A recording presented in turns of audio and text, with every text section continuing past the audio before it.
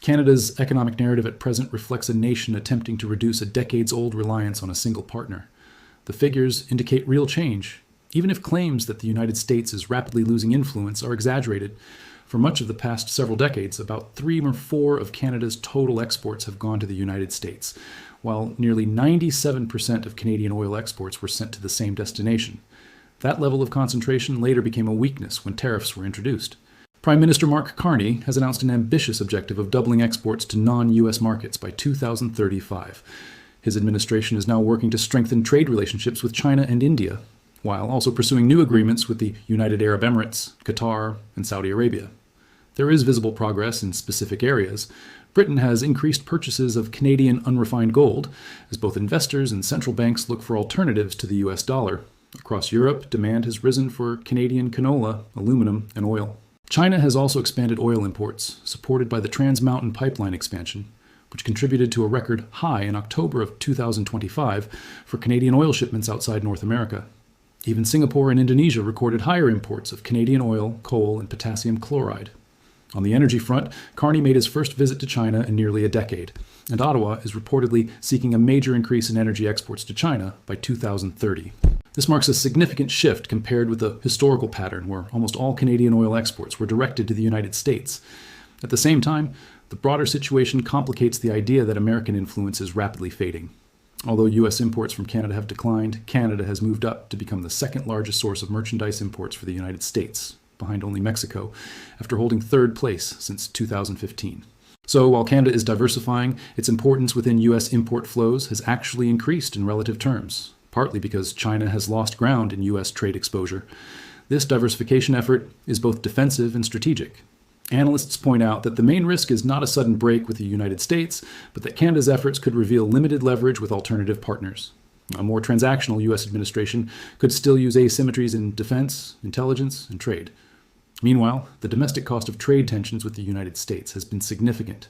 Around 2 million Canadian jobs depend on goods exports to the U.S., and manufacturing employment has fallen by 55,000 jobs since tariffs began, with sharp losses in trade-sensitive industries. Ontario, the country's manufacturing centre, has been the most affected. The Financial Accountability Office of Ontario projects 119,200 fewer jobs in the province in 2026, compared with a scenario without tariffs, while manufacturing GDP is expected to decline by 8% in 2026 alone. Manufacturing has already lost 51,800 jobs over the past 12 months, the largest decline among all sectors, concentrated heavily in Ontario. Outside Ontario and parts of Quebec, the impact has been far more limited. Other provinces, especially those tied to energy and agriculture such as Newfoundland, New Brunswick, Alberta, Saskatchewan, and Prince Edward Island, have seen less than 1% tariff exposure, leading to increasingly divergent regional economic outcomes in 2026. Ironically, the tariffs have not achieved their stated objective in the United States. They were partly intended to reduce the U.S. trade deficit, yet 1 year later the deficit has moved in the opposite direction. Mexico's trade surplus with the United States increased by around $25 billion, despite facing tariffs between 25% and 35% at different points.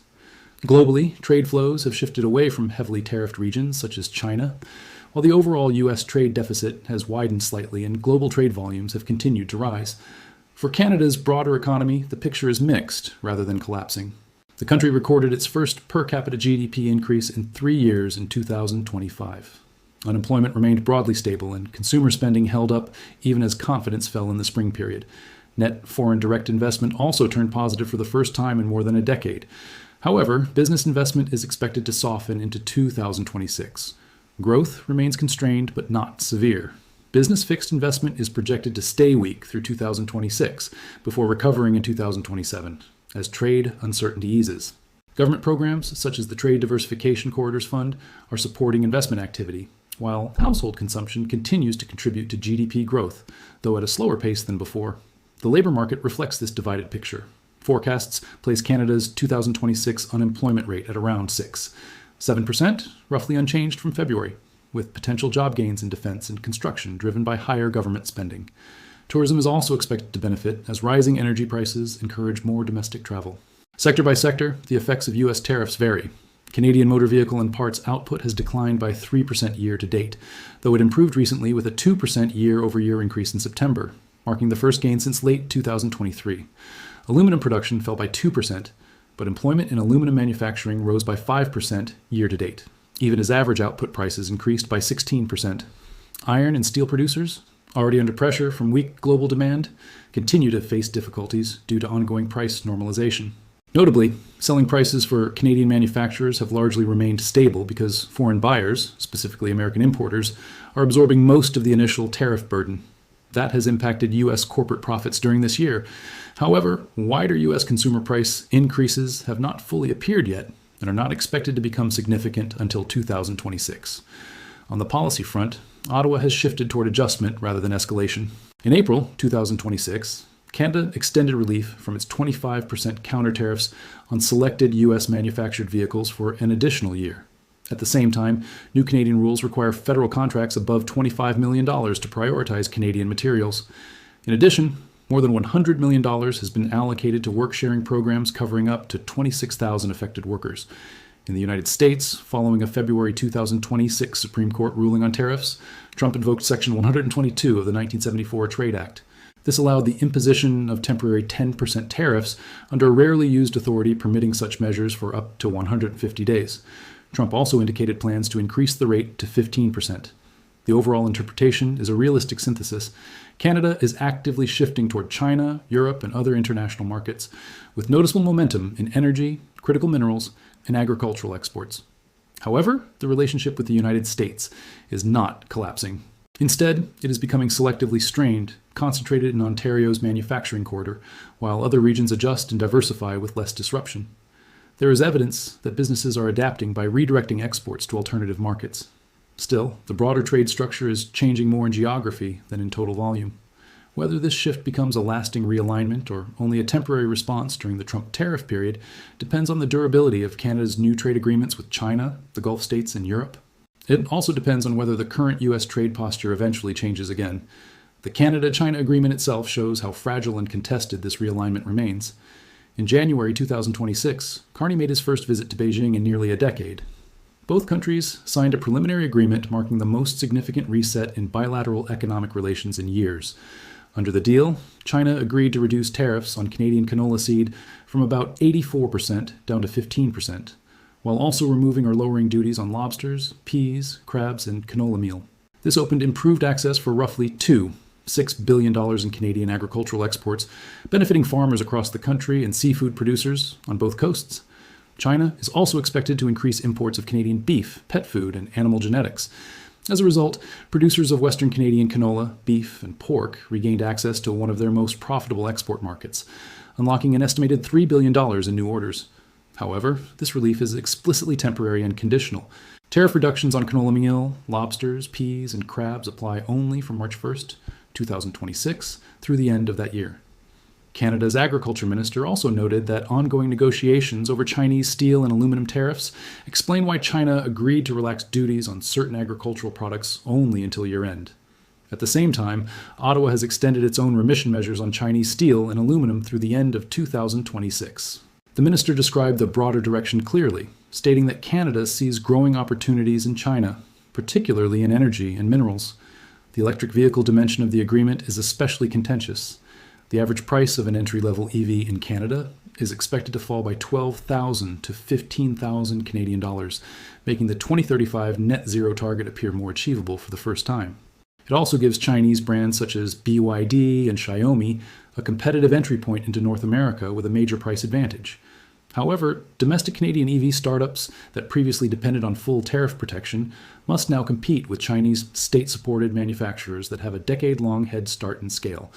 EV import quotas will limit Chinese electric vehicles to about 3% of total auto sales initially. Tesla is expected to remain dominant among EV imports under the quota, even as several Chinese manufacturers prepare to enter the market. Any Chinese producer seeking to maintain the lower 6. 1% tariff rate must commit to building joint venture manufacturing facilities in Canada within 3 fiscal years. Washington has reacted strongly. Trump initially described the potential Canada-China agreement as beneficial for Carney to sign, but later threatened a 100% tariff on all Canadian goods if Ottawa proceeds. This is significant given that Canada is the largest foreign supplier of steel, aluminum, and uranium to the United States and controls 34 critical minerals and metals that the Pentagon is actively investing in for national security purposes. The agreement has triggered strong disappointment within the Trump administration and may place Canada's USMCA protections at risk during the mandatory 2026 review. Deeper engagement with China has increased tensions with the United States ahead of USMCA renegotiations, highlighting clear limits on how far Canada can expand these relationships. At the same time, investment in sensitive sectors, such as critical minerals, artificial intelligence, and telecommunications, will remain tightly restricted under the Investment Canada Act, even as policy becomes more open toward Chinese involvement in energy, agriculture, and consumer goods. There is also a broader global alignment forming. G7 members Japan, France, and Canada have reportedly been developing an alternative critical minerals trade bloc, separate from a U.S. proposed global minerals framework offered to more than 50 countries. This broader pattern is part of a wider wave of mineral agreements involving countries such as Australia and Japan, India and Brazil, and Botswana and Oman. These arrangements intentionally exclude both Beijing and Washington, reflecting growing distrust among smaller trading nations toward both major powers. A Peterson Institute economist has described this as a deliberate hedging strategy. Countries are constructing a patchwork of critical mineral deals that avoid both China and the United States, driven by perceived political risk and aligning too closely with either side. At the same time, the United States is actively working to reduce its dependence on China for the same materials. In 2025, the Trump administration placed critical minerals sourcing at the center of its policy agenda. It entered a U.S.-Australia critical minerals framework with a $1 billion commitment toward joint production projects, along with a rare earth refinery partnership with Saudi Arabia and additional agreements involving Cambodia, Malaysia, and Thailand. Separately, an October 31, 2025 agreement between Trump and Xi led to a one-year suspension of Chinese export controls on most critical minerals, extending through November 2026. This move supported global manufacturing supply chains, even though it was formally a bilateral arrangement between the United States and China. The United States also maintains its own parallel agreement with China that complicates the narrative of American decline. Under this arrangement, China committed to purchasing at least $17 billion annually in U.S. agricultural products during 2026, 2027, and 2028, extending earlier soybean commitments from October 2025. The agreement also addressed U.S. concerns over shortages in rare earth and critical minerals such as yttrium, scandium, neodymium, and indium, and included approval for an initial order of 200 Boeing aircraft, marking China's first such purchase commitment since 2017. Taken together, the broader dynamic is less about Canada shifting fully toward China and Europe, and more about multiple layers of hedging across global powers. Canada is diversifying while trying to avoid provoking a 100% retaliatory tariff from its largest and most integrated trading partner. The momentum in canola and minerals is real, but time-limited and politically fragile. The opening in electric vehicles creates both winners and domestic losers. At the same time, the United States is also concluding its own selective agreements with China on agriculture and minerals. This means Beijing is engaging both Ottawa and Washington simultaneously, rather than one side simply gaining dominance over the other. The USMCA review later in 2026 is expected to be a key turning point, determining whether Canada's current shift becomes a structural transformation or is reversed under U.S. pressure. Currency and consumer behavior add another dimension that trade statistics alone do not capture. The Canadian dollar strengthened by 5% in 2025 against the U.S. dollar, finishing the year at first Canadian dollar point 37, roughly 72 U.S. cents. This followed a brief drop to a year low of worn Canadian dollar point 46 in April during the first tariff wave, reversing an 8% decline in 2024. Analysts largely attribute this rebound to weakness in the US dollar rather than strong Canadian economic performance. A currency strategist noted that when the Canadian dollar rises, it often reflects broader weakness elsewhere, including in the United States, rather than domestic strength alone.